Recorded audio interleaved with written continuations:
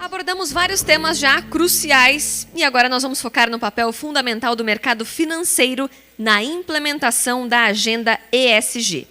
O alinhamento do setor financeiro com uma gestão orientada a stakeholders é vital para a integração de critérios ambientais, sociais e de governança nas decisões de investimento e financiamento. Vamos então ao nosso painel.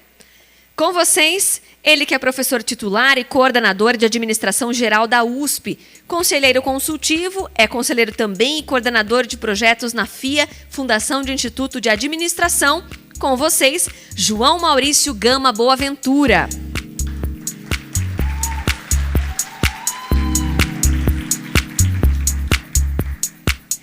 Sócio da PwC, atuando na consultoria para os temas governança, riscos, compliance e regulatório. Ele é também conselheiro do IBGC e professor FIA. Com vocês, Fábio Coimbra.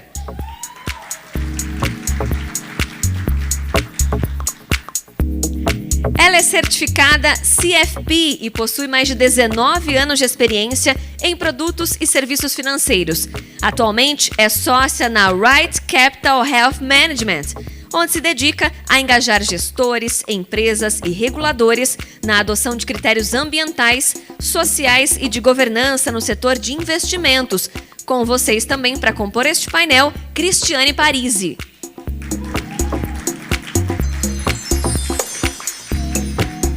E para completar este time, ele que é chairman na BlackRock Brasil, vice-presidente da Ambima, onde coordena a rede Sustentabilidade e é vice-presidente do Conselho de Autorregulação de Recursos.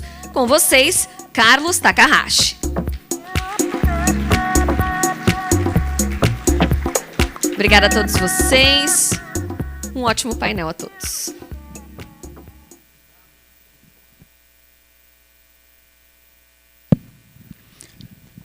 Muito grato. Uma vez mais, boa tarde a todas e todos. Primeiro quero dizer que parabéns por escolher, tá certo, esse painel. Nós aqui, tá certo, estamos comprometidos que ao final desse painel você vai falar, puxa vida, valeu a pena investir esse tempo nessa temática. A minha aqui, cabe a moderação, nada simples, porque aqui nós temos mais do que experts, né? São, além de feras, tecnicamente falando, e conhecedores do mercado, nós estamos conversando com líderes, com lideranças, né? Carlos, Fábio, Cristiane, tá certo? São lideranças no campo de trabalho, são pessoas reconhecidas pelas suas comunidades, enfim. Então, cabe a mim aqui esse desafio dessa temática envolvendo o mercado financeiro e ESG. Primeiro, interessante colocar o seguinte, né? Mercado financeiro em que perspectiva? Muitas vezes, quando a gente fala mercado financeiro, dá a ideia ao público em geral que nós estamos, né, como naquelas reportagens que a gente vê nos telejornais, aí faz aquela cena mostrando uma mesa de operação, né, vários analistas, computadores com gráficos, telas coloridas, etc. e tal. E a imagem, né, que se tem que o mercado financeiro, então, ele é formado, tá certo, por multimilionários, por pessoas inescrupulosas que estão simplesmente ali para ganhar dinheiro e fica uma impressão de que aquilo é uma coisa que não faz parte da nossa vida. E eu quero justamente mostrar que não é nada disso, tá certo? Ou seja, nossa discussão aqui não é desse estereótipo do mercado financeiro, mas sim de um sistema que arrisco dizer que todos que estão aqui, presencialmente, e muito grato para você que está aí online também nos assistindo, você faz parte desse sistema. Então, desde o momento, né, título de ilustração, se você tinha um dinheirinho que se aplicou na poupança, aquele dinheiro que está na poupança está no sistema financeiro. Se você comprou, tá certo, algum fundo de investimento, se você, porventura, tem um seguro de saúde, um seguro de automóvel, tudo isso, tá certo, está envolvendo recursos que estão no mercado financeiro. Se você simplesmente usou um cartão de crédito, você está movendo, tá certo, o sistema financeiro e o mercado financeiro. O mercado financeiro, não querendo absolutamente, tá certo, ser pedante com quem entende do assunto, basicamente é o locus, são os mecanismos que permitem que todo esse encontro de contas entre aqueles que estão fornecendo um capital, um recurso ao sistema, não importa se grande ou pequeno, e aqueles que estão precisando, tomando esse recurso de outro lado. E isso vamos dizer assim, é vital para o desenvolvimento econômico. Não existe nenhum país, tá certo, de primeiro mundo, né, de economia desenvolvida, que não tenha um sistema financeiro, um mercado financeiro também desenvolvido. Então, sim, você é parte, tá certo, desse processo. E também cabe a nós, independente do tamanho da participação no investimento, na captação no mercado financeiro, a nossa responsabilidade de cidadão e as questões de ESG. Você vai ver como e a gente vai estimular. Então, eu acho que por aí você já viu, vamos dizer assim, a importância de você ter escolhido esse painel. Nós vamos começar. Primeiro eu vou passar a palavra aqui para o professor Fábio Coimbra. Eu ressalto, além de um grande profissional, é professor, né, professor? Professor Fábio Coimbra, para ele nos apontar aspectos relevantes de como os mecanismos, as normativas, as regulações estão transformando o mercado financeiro com impactos nas questões de ESG. Então, caríssimo Fábio, por favor. Ok, obrigado, João. Olá, pessoal, boa tarde. Prazer estar de volta ao palco, agora na ótima companhia do Cacá e da Cris. Bom, a pergunta poderia ser bem ampla, né? E vamos tentar simplificar um pouquinho. Eu acho que eu posso tentar abordar de forma breve uma ótica dos órgãos reguladores e uma ótica, talvez, do próprio mercado regulado, que faz um link com... A própria ótica dos reguladores também vai fazer um link com o que a Cris e o Cacá vão falar. Mas acho que tem um ponto interessante, que é quando a gente olha toda a discussão global em termos de mudanças climáticas, o próprio Fórum Econômico Mundial, ONU, os órgãos internacionais. O número não é preciso, tem várias estimativas, mas existe o que se chama de um gap de investimento para financiar a transformação sustentável, a transformação energética. E esse gap, as estimativas variam, mas é algo mais de cerca de 3 bilhões de dólares ou até mais, né, até 2030 para cumprir os ODS, os Objetivos de Desenvolvimento Sustentável, que eu acho que esse público já deve ter visto aqui hoje na discussão ou já na seu trabalho e pesquisa com ESG. Então, esse gap de investimento, a gente pensando nas questões de ESG e sustentabilidade, a gente faz esse link com o mercado financeiro. Então, quem vai financiar essa transformação energética, transformação que precisa ser feita por conta das mudanças climáticas, né? São os fornecedores de capital. É o tal do mercado financeiro, os fornecedores de capital que o João Maurício já começou a pontuar de alguma forma.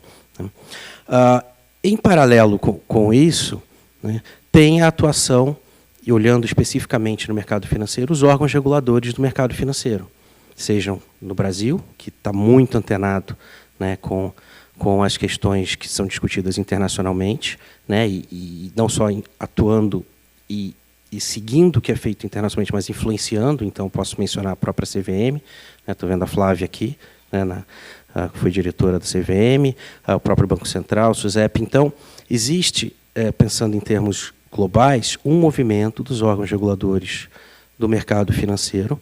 Então, seja o próprio Financial Stability Board, o próprio BIS, o Banco da Basileia, né, o Banco Central dos Bancos Centrais, Banco Mundial, a IOSCO, que é a entidade que reúne as CVMs, as Comissões de Valores Imobiliários no mundo, e a CVM faz parte também. Então, esses órgãos, né, olhando a importância, não só na questão do gap de investimento, mas os impactos dos riscos ligados à sustentabilidade e ESG na economia, o impacto na estabilidade do sistema financeiro, o impacto que isso pode causar para os fornecedores de capital fornecerem capital realmente para as economias poderem funcionar e operar. Então, os próprios órgãos reguladores têm essa preocupação de que os fatores ESG, os riscos ESG, eles podem afetar a estabilidade do sistema financeiro. E se há um impacto na estabilidade do sistema financeiro, isso pode levar a crises sistêmicas e crises econômicas. Então, por isso que a gente observa que tem uma série de normas e de diretrizes que vão na linha de endereçar esses aspectos. Então, exemplificando no caso da CVM no Brasil. A CVM, ela, né, antenada junto com as tendências internacionais, né, exigindo maior divulgação em termos de aspectos ligados à ESG das empresas de capital aberto. Né. Vocês podem dizer, só empresas de capital aberto, mas essas empresas têm outras empresas na sua rede, na sua cadeia de valor, na sua cadeia de fornecimento. Então, acaba tendo uma influência. O próprio Banco Central, os bancos centrais e o Financial Stability Board acabam também se relacionando com o próprio Banco Central do Brasil, que também está muito antenado nisso. Então, os bancos, né, já desde 2014, né, o Banco Central do Brasil determina que todas as instituições financeiras tenham a sua política de responsabilidade socioambiental e que já busquem gerenciar os seus riscos socioambientais. Mais recentemente, essa visão dos riscos passou para riscos socioambientais e climáticos, por conta dos riscos climáticos, por conta da mudança. Então, tem uma série de aspectos que vão fazendo com que os fornecedores de capital, o Kaká vai comentar um pouco da questão de autorregulação dos investidores, então, o que faz com que realmente o mercado financeiro ele tenha uma atuação muito forte nesse sentido e ele passe realmente a ser um indutor das mudanças que precisam acontecer por meio de financiamentos. Então, se os fornecedores de capital eles financiam os aspectos dessa transformação energética, né, e isso vai ter impacto, né, já tem impacto em toda a cadeia de valor, né, na forma nos processos de negócios, nos processos de produção, com descarbonização, energias limpas, projetos de energias limpas. Então, tentando ser bem breve, eu acho que esse é o grande contexto e o grande pano de fundo que faz com que o mercado financeiro tenha um papel muito importante em todos esses aspectos ESG. Por outro lado, né, quando a gente observa o próprio mercado financeiro formado por empresas, né, e a gente já discutiu o papel de empresas ao longo de hoje, que não necessariamente do setor financeiro, elas têm a sua própria estratégia de negócios. Elas próprias também precisam colocar as questões ESG nas suas estratégias. Elas próprias estão olhando para a sua sustentabilidade, para a sua perenidade, então precisam ter em seus quadros aspectos de diversidade e inclusão, né, por conta de novas gerações, tem que ter um relacionamento com os seus vários stakeholders, né, clientes e funcionários são stakeholders, mas tem outros stakeholders. Então, o que vale para qualquer empresa, né, nas questões ESG, futuro, risco de reputação, relacionamento com seus clientes, melhorar a jornada do cliente, user experience, customer experience, isso vale para as empresas do setor financeiro também. Então, acho que, de alguma forma, tentei responder rapidamente e depois a gente comenta mais. Acho que é isso, João. Perfeito, Fábio. Muito grato. Né? Depois a gente dá mais um espaço aqui nas perguntas. E avançando para uma outra dimensão do mercado financeiro, que é o comportamento dos investidores. Né? Investidores que são de diversos tipos, desde os grandes investidores, que podem ser os investidores institucionais, que podem ser, vamos dizer assim, né, grupos, vamos dizer assim, econômicos muito fortes, e até os individuais. E para falar um pouco dessa perspectiva, nada melhor do que ouvir a Cristiane, perdão. Cris, por favor.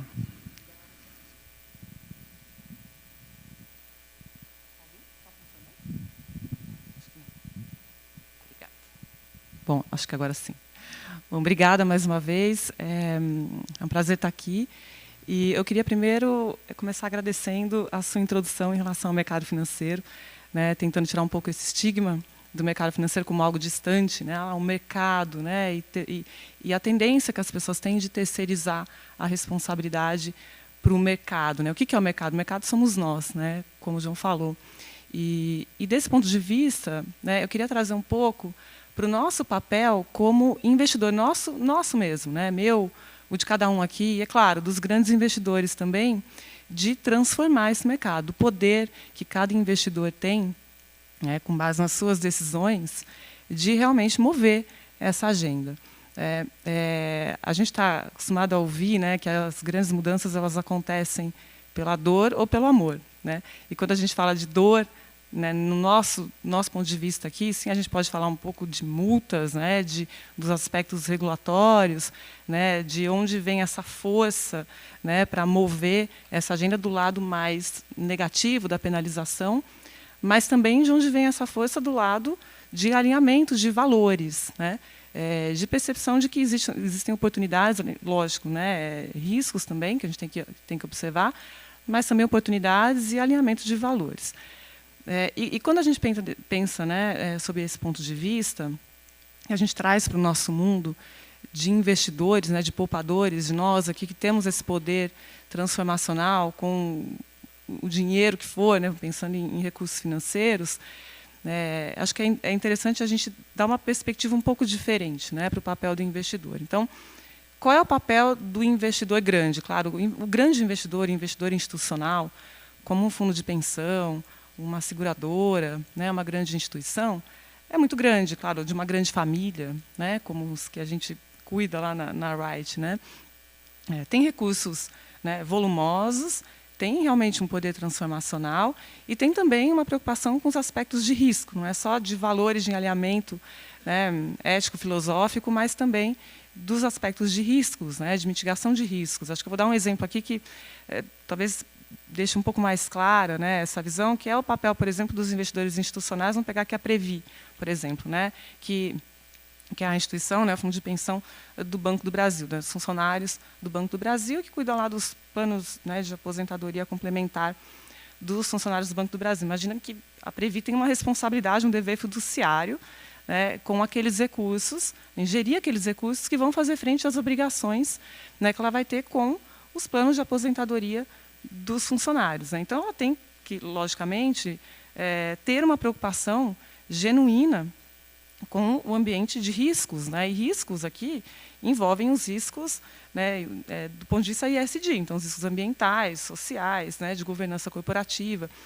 E a própria regulamentação, nesse sentido, né, ajuda a mover essa agenda, né, mais recentemente, né, em torno de 5 anos atrás, uma resolução do Banco Central realmente, né, acabou orientando, direcionando os fundos de pensão a se, de fato, considerarem esses aspectos na hora ali de definirem as suas políticas de investimento. Então, quando vocês olharem, se alguém tiver interesse, a política de investimento dos planos da Previ, ela é pública, né, ela está lá, tem uma parte inteira dedicada ao olhar para critérios, para fatores ASG, né?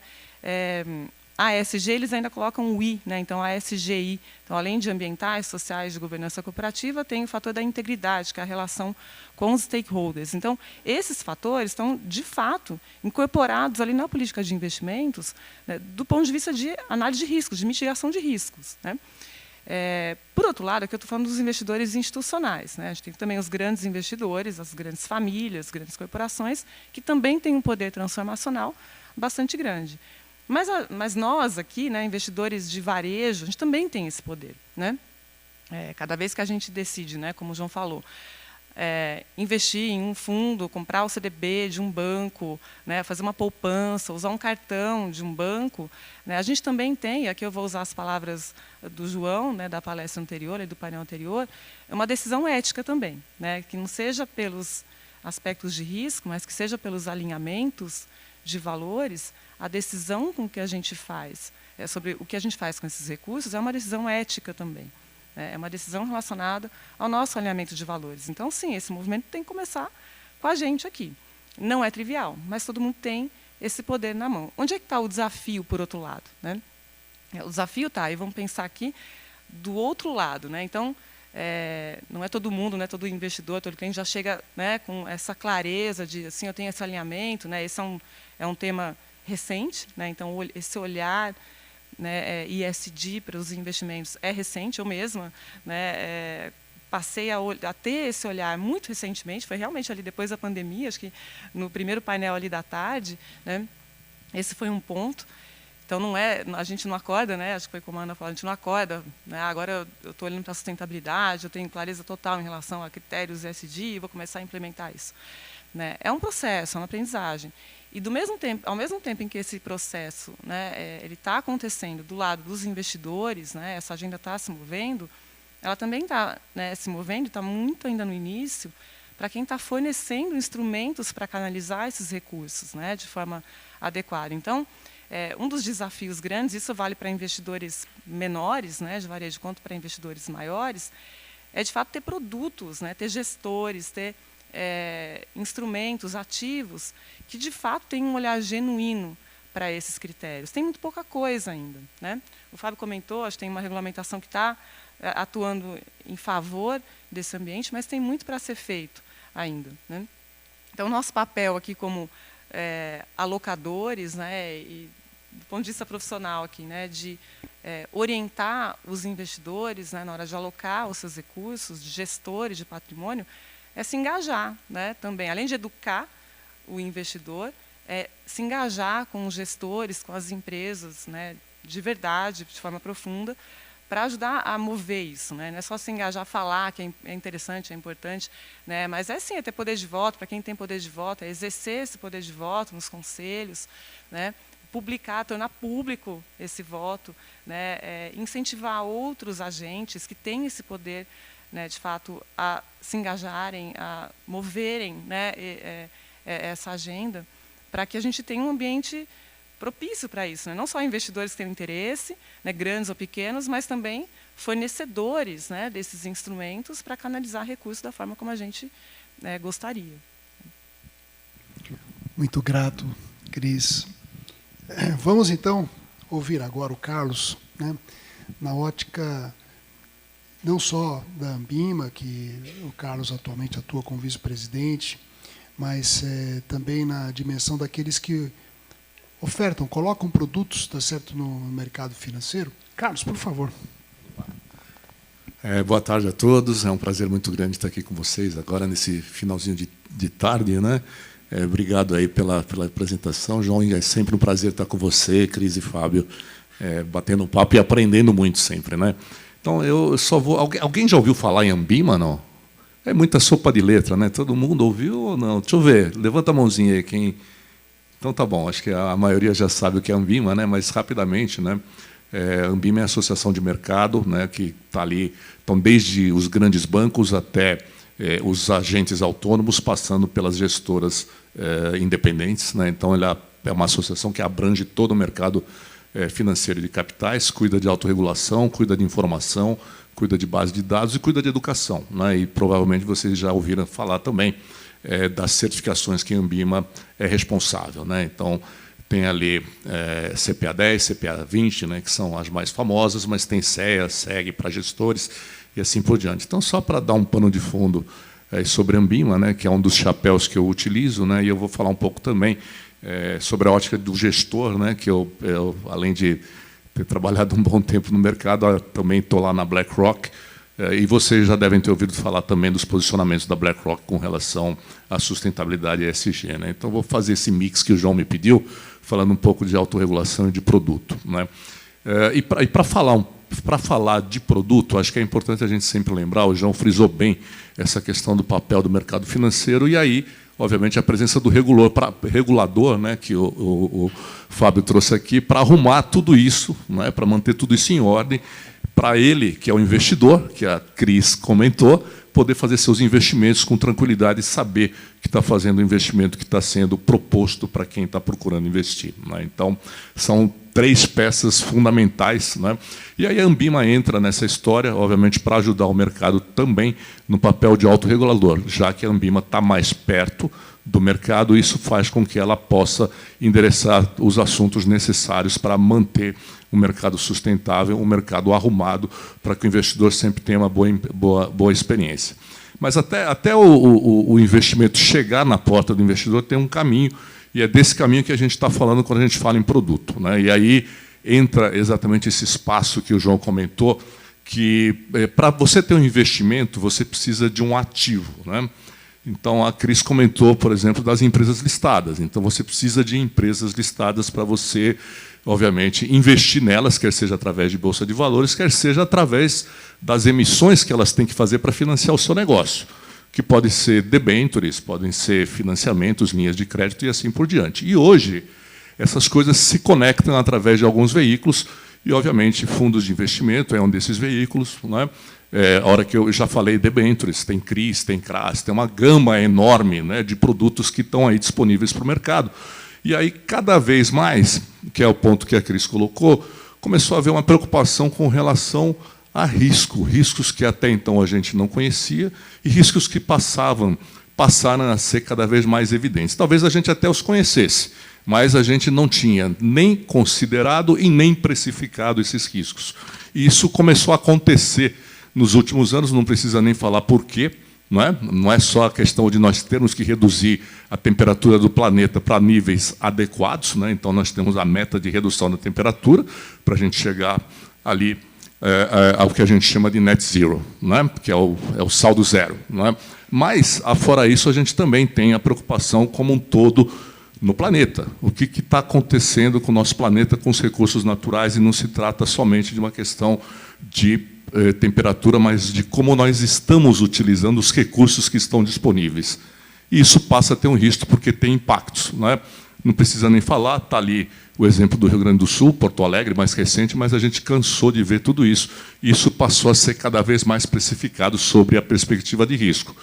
Por outro lado, você também tem as oportunidades, que aí o mercado também vai olhar o que nós precisamos para fazer essa transição climática, essa transição que eu até considero uma transição econômica. Nós não vamos mais poder fazer os negócios como a gente vinha fazendo até então, porque nós temos recursos finitos, nós temos uma sociedade desigual e nós precisamos trazer essa igualdade para a sociedade. Ainda a gente tem uma assimetria muito grande entre os mais ricos e mais pobres, aqueles que acessam e que não acessam, e nós precisamos de tudo isso para mover a economia. E precisamos fazer isso de forma bem feita. E aí sim vem o G da governança, ou seja, as empresas e os stakeholders precisam fazer isso dentro de uma perspectiva de boa governança, entrando o que a Cris falou, que é a integridade. Então, esse conjunto de novos desafios vieram para o mercado, e o mercado, sim, aí ele tem uma capacidade muito grande de mover essa agenda, e por isso que ele passou a desenvolver os veículos necessários, né? O mercado financeiro nada mais é do que um conduíte. É um veículo. E aí sim o mercado financeiro passou a olhar e reconhecer a importância que tem para fazer essa agenda andar adiante na velocidade que precisa. E começou, claro, a desenvolver processos, começou a desenvolver produtos, e, obviamente, aí sim você precisa ter regulador, você precisa ter autorregulador para fazer com que o investidor esteja efetivamente fazendo aquele investimento que está sendo prometido. E aí a Anbima atua nesse espaço, não é? Então, hoje nós temos uma metodologia na associação para a identificação de investimentos sustentáveis, ou que integra as questões de ESG. Nós temos um guia de boas práticas para a emissão de debêntures sustentáveis, enfim, uma série de iniciativas. A questão de educação é fundamental na Anbima. Então, hoje, ESG, investimentos sustentáveis, estão todos contemplados nas certificações da Anbima, e tem um espaço aberto de educação financeira também para quem quiser aprender.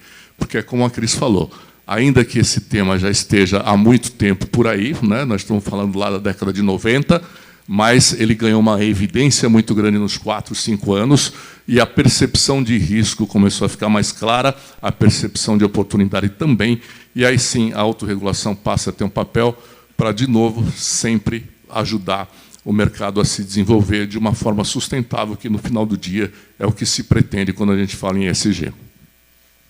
Muitíssimo grato, Carlos. Esse painel aqui assumiu um desafio, vai ser o painel, né? O desafio que mais perguntas vai responder. Nós temos ali praticamente 18 minutos ainda, e para conseguir alcançar esse desafio, resolver esse desafio, Nós queremos perguntas de até 1 minuto e aqui, tá certo, quem está aqui vai se comprometer em responder as perguntas em até 2 minutos. Então, enquanto você prepara a sua pergunta de 1 minuto aí, eu vou fazer aqui breves comentários da moderação. Então, primeiro, o Fábio colocou essas questões de regulação. Vou dar um exemplo. Está a caminho aí, tá certo, o S1, S2 dos códigos internacionais de contabilidade que vão ser, tá certo, obrigatórios para que as empresas sejam, vamos dizer assim, obrigadas, compelidas a fazer um disclosure, revelar, tá certo, aspectos importantes de sustentabilidade. Os bancos hoje, tá certo, têm normas que não tinham antes, né, que não pode, vamos dizer assim, emprestar dinheiro, tá certo, a empresas que não cumpram aspectos objetivos de sustentabilidade, coisas que não existiam antes. Isso para não falar da CVM, que já há muito tempo vem trabalhando, não só induzindo, né, do ponto de vista de indução, pega aí o próprio EASY, tá certo? Ou seja, a carteira de sustentabilidade da Bovespa, que induz, vamos dizer assim, o processo de sustentabilidade, mas existem, então, uma série de normativas, de regulações que estão indo em prol, tá certo, do que interessa para a ESG. A Cris, por sua vez, né, mostrou, olha, você, tá certo, mesmo individualmente, tem um papel importante. Você já se perguntou alguma vez se o banco que você é cliente, como é que ele trata as questões de ESG? Você já se preocupou com isso? Se você for atrás, você vai ter essas informações, você vai ver efetivamente se as políticas do banco, né, são ou não aderentes àquilo que nós queremos com o ESG. Os produtos também, tá certo? Os produtos, tá certo, que estão no mercado financeiro também têm impactos em relação às questões de ESG e você pode, tá certo, se envolver com isso. Então, Cris, muito grato por por essa sua anotação. O Carlos, por outro lado, mostrou as questões, né? Quando ele fala de autorregulação, significa que agentes financeiros estão interessados em não esperar que o governo, tá certo, façam regulações, mas regulações que são em prol da saúde do mercado financeiro e regulações que nós sabemos, várias delas, incluem aspectos relacionados a ESG. Você pega o próprio CFP, tem uma certificação específica de ESG, ou seja, órgãos como a Ambima estão promovendo uma conscientização, tá certo, do mercado financeiro em relação a essas questões. Então, super importante, efetivamente, as contribuições que os nossos colegas colocaram aqui. E vamos às perguntas. Eu já vi que olha, veja, já temos aqui, tá certo, na primeira fila aqui, tá certo, na first class, né? Então, o pessoal da first class, eu falo assim para os alunos, entendeu? Quem senta na primeira fila é first class, depois vem o da business class, não é isso? E aí tem a turma do fundão. Tem uma nomenclatura, bacana. Tem a turma do fundão. Então vamos aqui. Dri, por favor, leve para nós.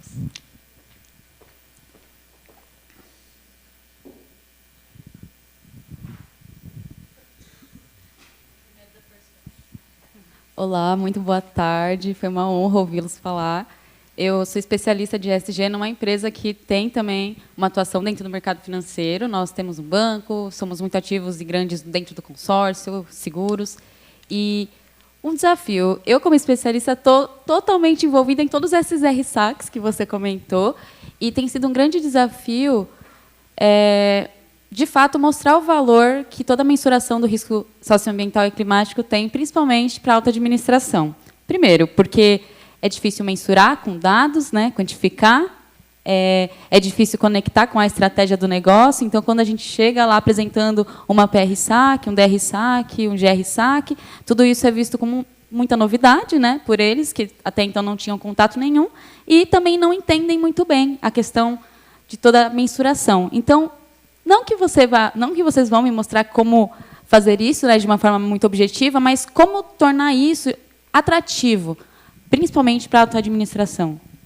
Muito grato pela sua pergunta, tá certo? Eu, com o poder do moderador, né?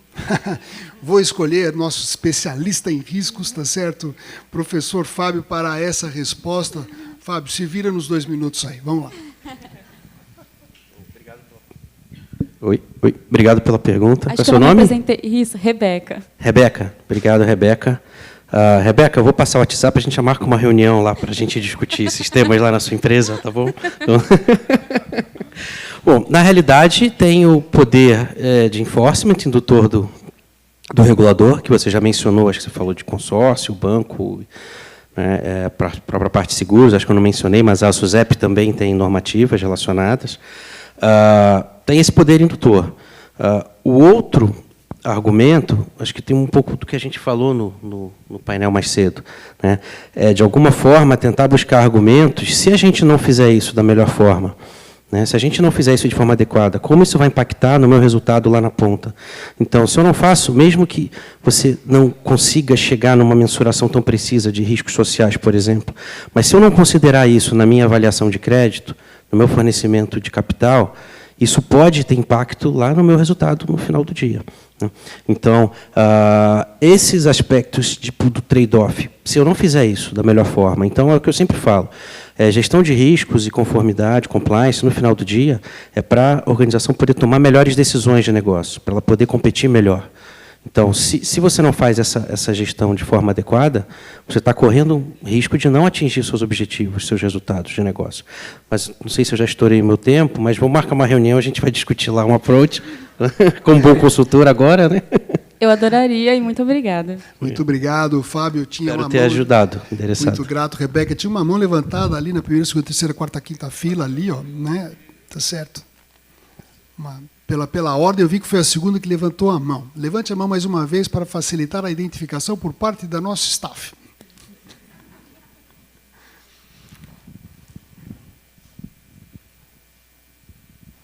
Boa tarde. Sou Carolina Graça, sou a diretora de sustentabilidade da Bayer Crop Science para a América Latina. Na Bayer, a gente vem olhando muito essa questão de finanças verdes, como a gente oferece incentivo para quem vai tomar o crédito, ter políticas, ter práticas verdes. E aí a gente tem um paradoxo, que finanças verdes têm um custo maior, porque se você está emprestando para um determinado uso, você tem que monitorar que aquele recurso está indo para aquele fim. Ou seja, na prática, é muito difícil você oferecer um incentivo, uma taxa de juros mais baixa, um prazo mais longo, uma condição de mercado melhor, mais atrativa, que realmente funcione como incentivo para essa prática verde. Como que a gente resolve esse paradoxo de um custo mais elevado para emprestar o capital e, do outro lado, a necessidade de a gente criar um incentivo com taxas ou condições mais atrativas para quem vai investir em projetos verdes? Muito bem. Deixa eu olhar aqui para a esquerda, olhar aqui para a direita, tá certo? Quer pegar essa? Então, uma pergunta, tá certo? Qual é a sua graça, perdão? Carolina, eu vou passar a pergunta da Carolina para a Cris. Bom, obrigada, Carolina, pela pergunta. É complexa, né? A gente sabe disso e eu diria que é um processo, né? Realmente, você tocou num ponto que é muito importante, né? Muito sensível, que é esse custo do monitoramento, né? Parece muito fácil, né? Muito óbvio você incentivar, por exemplo, né? Os tomadores de crédito a implementar práticas sustentáveis nos seus negócios como uma contrapartida para, eventualmente, ter um custo mais baixo, né, uma taxa mais baixa de crédito, um prazo melhor, estender o prazo, né, ter condições mais interessantes. Essa é uma discussão que a gente tem, por exemplo, do ponto de vista de alocador de recursos, né? Então, como parte ali dos investimentos que fazem parte, né, que compõem a carteira dos nossos investidores, a gente tem, por exemplo, fundos de crédito, né? E a gente sempre fala com os gestores, poxa, por que não implementar essas práticas, né, e, de fato, conseguir ir movendo, né, essa agenda ali junto com as empresas, né, quem, de fato, está ali, né, recebendo aquele recurso para avançar com essa agenda verde. Mas você tem esse outro lado do custo maior, que acaba sendo repassado de certa forma, né? Pode acabar sendo repassado para o investidor no fim do dia, né? Então, assim, realmente, é uma coisa que tem que acontecer, e ela não acontece de uma hora para outra, mas ela tem que começar, né? De forma que, ao longo do tempo, a gente consiga ter isso internalizado, né, como uma prática comum, e que reduz esses custos, né? Acho que no painel anterior que você falou do custo da desconfiança, né? Acho que o professor Edson falou, poxa, você já precificou ali, né? Quanto custa você ter monitoramento, câmera, sistemas, né? Para saber se realmente o que estão falando que fazem está sendo feito. É mais ou menos isso, né? Poxa, você está falando que essas práticas verdes, né, sustentáveis estão sendo implementadas, mas como é que você vai garantir, né? E do outro lado, o investidor que está procurando por isso, eu falo por experiência própria e porque a gente cuida, né, desse tipo de patrimônio e desse tipo de investidor ali dentro de casa, ele quer ter certeza que isso está sendo feito, né? Então, tem que ter mensuração, tem que ter reporte, a gente tem que garantir que essas práticas estão sendo implementadas. Isso aumenta custo. Então, tem que acontecer, tem gestores que já estão nesse caminho, não são todos, porque isso realmente não é óbvio. Para as empresas, é menos óbvio ainda, né? Acho que o regulador tem um trabalho de, aos poucos, ir forçando, de certa forma, né, esse acompanhamento, mas acho que a gente pode pensar do lado de menos de penalização e mais de oportunidade, né, de, olha, se você fizer, né, você tem uma oportunidade aqui, e menos de se você não fizer, você vai ser penalizado. Né, geralmente, a agenda começa mais fácil pelo lado da oportunidade. É muito do que a gente tem visto com alguns gestores, né, até como uma forma de não sair já repassando custo, ou pressionando demais essa cadeia e acabando, né, impactando negativamente o investidor lá na ponta, né, que tem um interesse genuíno. Muito grato, Cris. Aqui não vai ser o painel The Voice, não é isso? Porque é o seguinte, mais de um, tá certo, aqui pegou a sua pergunta, tá certo? Então, o Carlos também quer dar um pitaco, eu vou dar também um pitaco no final dessa pergunta, muito boa.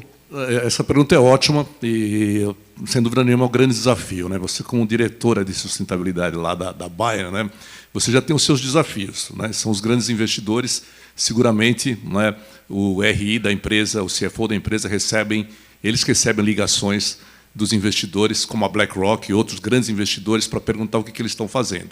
E aí você tem que ir lá na cadeia e mexer na cadeia, não é mesmo? Porque quando a gente está falando em ESG, a gente está falando, e quando a gente está falando, principalmente na questão climática, e aí nós estamos falando de finanças verdes, a gente está falando de escopo 1, 2 e 3. E hoje, a grande organização já tem que dar as respostas para os escopos 1, 2 e 3 do que está sendo feito. Então, ela já tem esse desafio. Agora, como é que eu financio aquela empresa, né, aquele produtor de qualquer insumo que está lá no escopo 3, por exemplo? Não é? É um desafio enorme. E aí o mercado precisa reaprender a financiar essas empresas, porque nós não estamos falando só. Então, como é que eu vou financiar aquele produtor que fornece matéria-prima, o que quer que seja, para a Natura que está lá no Amazonas? Você vai avaliar o risco dele, o negócio dele, nas mesmas condições que você avalia o risco e a oportunidade de uma loja que está lá no shopping Iguatemi, em São Paulo? Não. É de outro jeito que você tem que avaliar. Então, a gente tem que reaprender essa matriz de risco. E essa é uma agenda que, para você fazer a transição da forma correta, isso é o que eu tenho aprendido ultimamente, você não pode fazer essa transição só com os produtos tradicionais. Então, você precisa, sim, você precisa da participação do privado, você precisa da participação do público e você precisa da participação de outros organismos de investimento para você ter uma relação de custo-retorno que faça sentido para todo o modelo. E aí você tem que ter BNDES, você tem que ter BID, você tem que ter outros organismos, além do privado, dos gestores e dos bancos financiadores para promover isso. Então, não é algo que você conserta, e é por isso que tem que ter um diálogo muito grande no mercado financeiro para você juntar todas essas peças para chegar no modelo que se torna mais razoável para fazer o financiamento dessa transição. Muito bem. Eu ia dar um pitaco, mas eu vou abrir mão do meu pitaco, porque o Fábio aqui também quer falar, tá certo? Depois, se tiver tempo, eu te dou um feedback.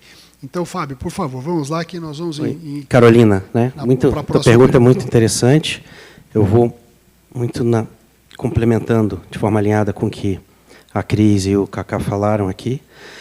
Acho que é uma mudança de mindset. Então, quando ele fala o mercado não pode seguir com os produtos tradicionais, né, é exatamente isso. O próprio mercado financeiro ele está passando por uma transformação que as empresas dos outros setores também estão passando.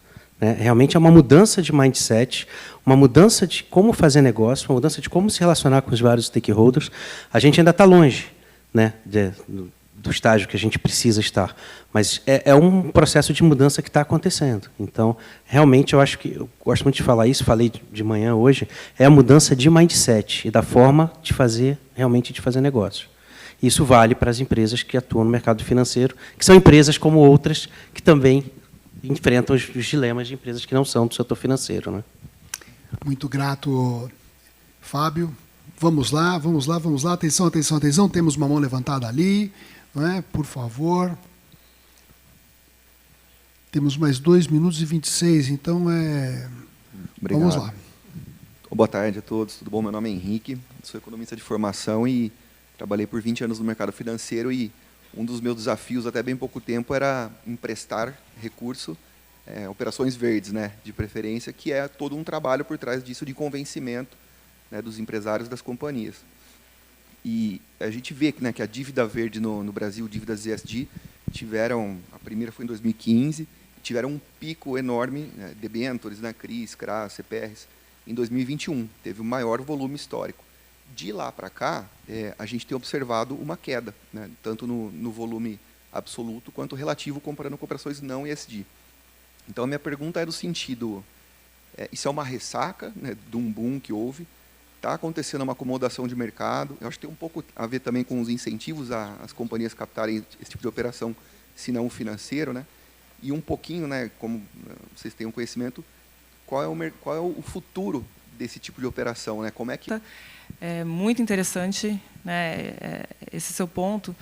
E a questão da ressaca, né, o que é ressaca? É uma ressaca? Será que é a conjuntura macroeconômica? Acho que é uma combinação de fatores, né? De fato, a gente teve esse boom, né, realmente foi muito perceptível, né, principalmente ali depois, durante a pandemia, né, teve uma demanda muito grande por esse tipo de instrumento, né, o mercado se abriu mais para isso, a gente tem uma regulamentação que vem caminhando nesse sentido e vem crescendo também, né, vem se desenvolvendo nessa linha. E coincidiu justamente com esse movimento, né, de maior demanda, né, dos investidores olharem mais para isso, genuinamente ou querendo, né, realmente mais se expor, né, acho que seja, né, de forma genuína ou como marketing. Não vou falar que é greenwashing aqui, né, porque não estou questionando aqui a legitimidade, né, dessas emissões, desses produtos financeiros, mas o interesse, né, o posicionamento de vários grandes investidores, inclusive, né, e individuais também. E aí a gente vê realmente uma redução, né, nesse número de emissões que, né, entendo que tem um pouco a ver com o momento também. E aí eu diria que a conjuntura macroeconômica também não contribuiu muito, né? A gente também agora, né, não vou me estender aqui, mas está num ambiente, diferentemente ali, né, de logo depois de 2020 e 2021, de juros mais altos, né, de inflação mais alta, de maiores preocupações com questões fiscais, enfim, né, isso tudo também acaba sendo incorporado nas decisões de financiamento das empresas, desses negócios que fazem essas emissões, né? Então, sendo elas verdes ou não, e aí eu acho que não vou dizer que é só em relação aos títulos verdes, né? Estou falando mais de título de crédito aqui, né, como você comentou, mas a gente está falando de um custo de financiamento mais alto, né? Então, isso também tem um impacto negativo, né, do ponto de vista de oferta, né, de disponibilidade desses títulos. Isso vale para todo tipo de emissão, né? A gente viu esse impacto também, né, principalmente ali depois de 2022, né, com pressão inflacionária muito alta, a gente está falando de um ambiente internacional também muito desafiador. Então, muitas empresas seguraram, né, projetos de emissão, você deve ter visto isso, né, muito fortemente ali no seu ambiente de negócios, né? Então, isso de fato aconteceu. Agora, pensando para frente, acho que a gente tem uma oportunidade enorme, né? Porque é isso, a gente tem um ambiente mais propício, né, é um tema mais conhecido, tem mais transparência, acho que a gente está caminhando para ter, né, torcemos aqui, né, uma taxonomia, ou seja, uma padronização em relação a termos, né, o que é considerável, o que é considerado sustentável, né, a gente tem alguns exemplos lá de fora para isso, né, principalmente europeu, e a gente está caminhando, é um processo, né, mas eu diria que é uma combinação de fatores. Grato, Cris. Eu aqui como moderador, a Cris teve a oportunidade de responder 2 perguntas.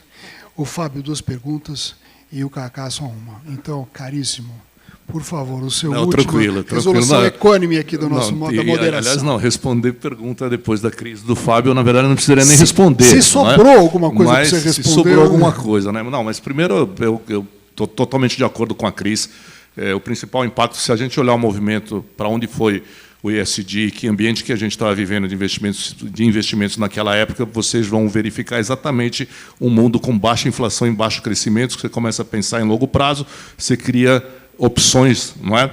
Para você poder investir, para você poder financiar, e aí você vê essa agenda ESG crescendo, além de todas as preocupações que havia. A gente pode lembrar bem o World Economic Forum, janeiro de 2020, principal preocupação, acho que os impactos das questões climáticas, tanto no curto prazo quanto na profundidade do impacto. Então, tudo isso moveu demais essa agenda nesse período.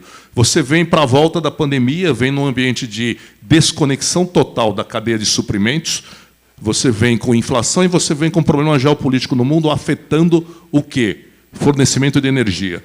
E aí, obviamente, tudo isso tem um impacto, custo se eleva, acontece exatamente o que a Cris falou, os investimentos de longo prazo vão ficar para um outro momento, custo muito elevado, a empresa não sabe o que vai acontecer, incertezas, e aí começa a enxugar a quantidade de emissões, e não foram só das emissões verdes, mas de emissão de crédito como um todo. Se a gente olhar mercado de debêntures e assim por diante, você vê esse movimento. E agora, qual é a perspectiva que a gente tem? É que, efetivamente, a gente está entendendo melhor os riscos, a gente tem uma regulação que vem subindo a barra cada vez mais, né? E aí eu faço um parênteses aqui, o Brasil tem uma tremenda de uma oportunidade, mas se não acertar a regulação, se não tiver uma taxonomia que seja aderente à taxonomia internacional e uma regulação que também não vai atrair todo o dinheiro que pode ser atraído para tocar aqui a nossa agenda de transição. Por quê? Porque a gente tem algumas questões que são claramente favoráveis à competitividade do Brasil e às empresas, enfim, a todos os stakeholders que estão aqui, não é? Que é a matriz energética, que são os recursos naturais, e, obviamente, a gente precisa juntar isso, boa governança e regulação. Então, o futuro é muito promissor, obviamente, para as emissões virem de novo, mas a gente tem que vencer alguns desafios, efetivamente, para que isso aconteça. E passar a enxergar a relação risco-oportunidade de forma adequada. Nós falamos bastante em risco, eu abordei um pouco a questão da oportunidade, e tem uma oportunidade enorme na inovação, e aí diz respeito ao pequeno empresário, ao médio, ao grande, diz respeito às pessoas. Tem um potencial muito grande de você inovar nessa transição. E aí, sim, você vai ter que fazer isso através de financiamento, e aí você tem que equalizar essa atratividade para que esses recursos venham. Muitíssimo grato, Carlos. Bom, estava muito bom, mas acabou. Tá certo? Então, o nosso painel, tá certo? Primeiro cumprimento aqui os nossos palestrantes e agradeço muito, tá certo, o seu prestígio, o seu tempo aqui conosco. Continue aqui na ESG, na Expo ESG. Muito obrigado. Muito obrigada aos nossos painelistas. Mais um painel riquíssimo, com muito conteúdo. Uma salva de palmas, então, para o João Maurício, Cristiane, Fábio e Carlos. Uma fotinha oficial, por gentileza.